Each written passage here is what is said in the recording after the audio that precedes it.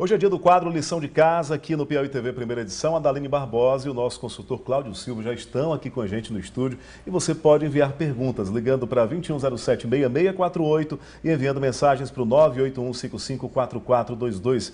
Boa tarde, Daline. Boa tarde, professor Cláudio. Boa tarde. Boa tarde, Daline. Hoje o assunto é dívida, né, Daline? Será que tem muita gente nessa situação? São só, Aline, quase 60 milhões de brasileiros devendo, que não conseguem pagar suas contas. Vamos ver na reportagem.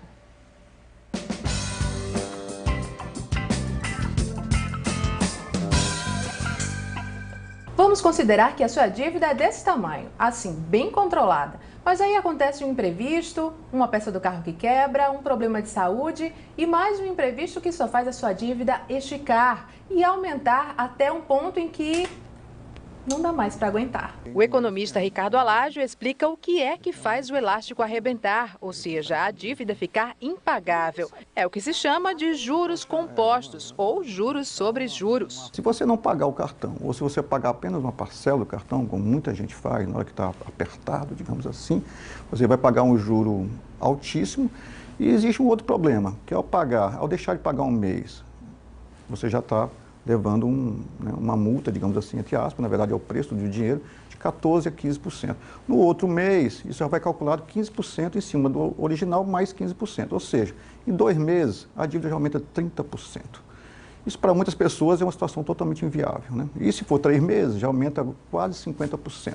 Kátia conhece bem essa realidade e ela sabe que o comportamento dela afetava diretamente as contas no fim do mês. Eu tinha algumas dívidas realmente adquiridas, que antes eu não tinha consciência de que algumas dessas contas eram para coisas supérfluas mesmo. Não parava para analisar isso, então eu acabava comprando de uma certa forma compulsiva, comprando coisas desnecessárias e principalmente o cartão de crédito e acumulando essas dívidas e chegava a um ponto que eu não conseguia liquidá-las da forma correta. Indo nessa levada, Kátia chegou a dever 30% a mais do que ganhava. O ano de 2016 começou com o maior número de endividados de todos os tempos no Brasil. São quase 60 milhões de pessoas. De acordo com o SPC, 40% dos brasileiros estão com o CPF negativado por causa de pagamentos atrasados. Também no início deste ano, 37% dos brasileiros já tinham mais parcelas a pagar que no ano passado, de acordo com a FEComércio. Agora, a Kátia conta toda essa história no passado,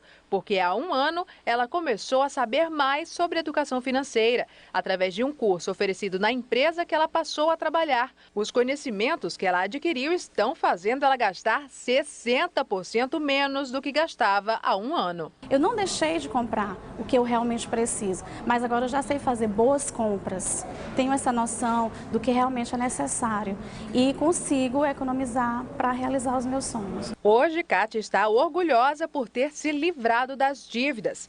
Mas Walter, o empresário que você conhece a partir de agora, está um passo à frente. Ele descobriu que existem dívidas que são muito bem-vindas. Walter chegou a dever de uma só vez mais de 2 milhões de reais. E ele não sofria nem um pouco com isso, porque sabe que existem dívidas que se pagam sozinhas. Essa mágica está nesse prédio em construção que ele fiscaliza de perto.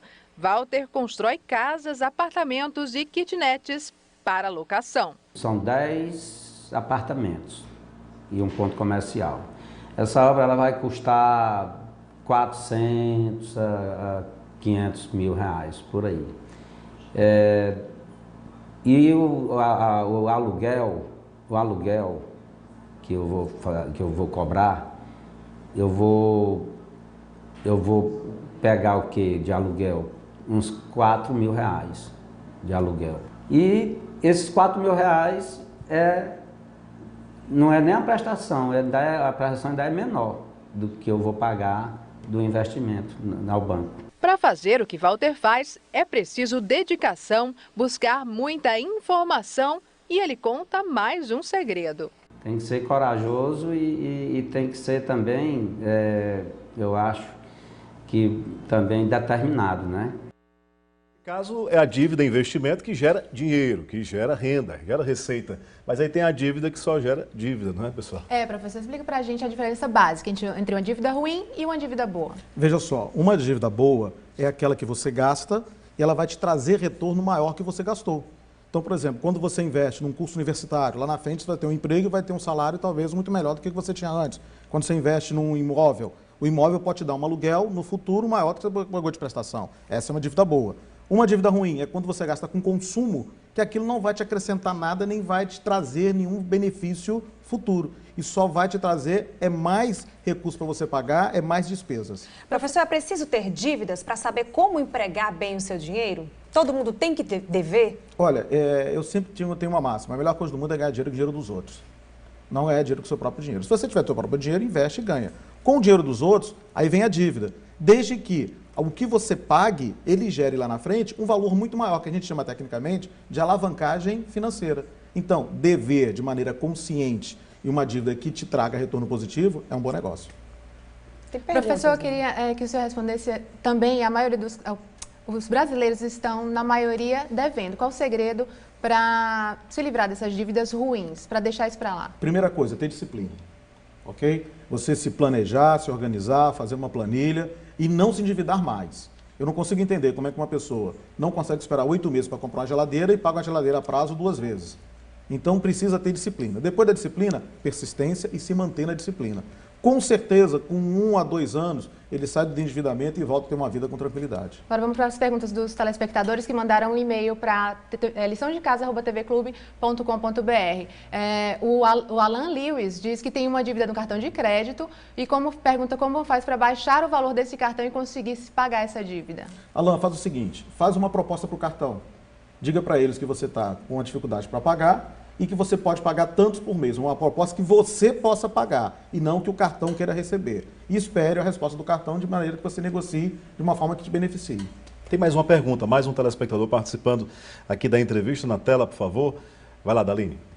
Tenho o sonho de comprar um apartamento, pois tenho uma casa avaliada em R$150 mil, mas ainda faltam 4 anos para quitar a prestação de R$180. Possuo uma aplicação no valor de R$100 mil. Ele pergunta o que fazer. Ele usa esse dinheiro que está aplicado para investir, comprar um novo apartamento ou ele faz um financiamento? Não. Crédito imobiliário é uma dívida boa. Especialmente hoje, inclusive a Caixa Econômica provou que imóvel usado você pode financiar até 70% do valor do imóvel. Então, o que eu oriento para ele? Vá num agente financeiro, faça uma projeção do financiamento imobiliário, financie o máximo que você puder. E use o que você tem apenas para dar uma entrada, ou seja, use o seu dinheiro para dar uma entrada mínima e financie o máximo desde que comporte dentro da sua renda. E aí você vai ficar com 2 imóveis, você vai ter a casa, que daqui a 4 anos está quitada e a prestação é pequenininha, e também vai ter um imóvel e um deles ele pode alugar para até ajudar a pagar a prestação. E esse é um exemplo de ele vai fazer um excelente negócio, uma excelente dívida boa. Professor, obrigada pelas recomendações. Obrigada, Daline. Toda semana tem o quadro. Na terça-feira que vem tem de novo. Boa tarde para vocês. Boa tarde, é um prazer. Pode mandar pergunta ainda se quiser. Gente, manda a pergunta para a gente através do e-mail liçãodecasa@tvclube.com.br. Eu espero vocês.